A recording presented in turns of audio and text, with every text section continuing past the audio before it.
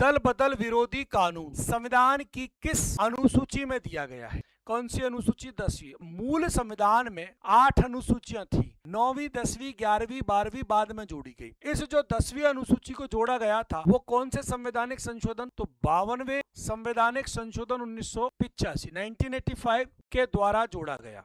सांसद और राज्य विधानसभाओं के सदस्यों को दल बदल के आधार पर अयोग्य घोषित करने का प्रावधान किया गया। अगर दल बदल के आधार पर किसी व्यक्ति को अयोग्य घोषित करना है तो निर्वाचन आयोग की सलाह पर संबंधित सदन के मुखिया द्वारा किया जाता है। ऐसा मामला अगर लोकसभा में आता है तो लोकसभा अध्यक्ष करता है, और ऐसा मामला अगर विधानसभा में आता है तो विधानसभा का अध्यक्ष करता है। 7वीं अनुसूची केंद्र और राज्यों के बीच शक्तियों का विभाजन से संबंधित है। केंद्र राज्यों के संबंधों का निर्धारण, इस निर्धारण के लिए 3 सूचियां बनाई गई हैं: संघ सूची, राज्य सूची, समवर्ती सूची। वर्तमान में कुल विषय 97, 66 और 47, 110% ये डाटा 97, 66, 47 ही रहेगा। इसमें किसी प्रकार का कोई परिवर्तन नहीं किया गया है। अब बात कर लूं मैं 8वीं अनुसूची की। 8वीं अनुसूची तो मूल संविधान में थी, और 8वीं अनुसूची में संविधान द्वारा मान्यता प्राप्त भाषाएं 22 भाषाएं हैं 8वीं अनुसूची में, और इन 22 भाषाओं में अक्सर करके पूछ लिया जाता है कि निम्न में से कौन सी भाषा संघ सूची या अनुसूची 8वीं में उल्लेखित नहीं है। 9वीं अनुसूची की मैं बात कर लूं, 9वीं अनुसूची ये बाद में जोड़ी गई प्रथम संवैधानिक संशोधन द्वारा 1951 में।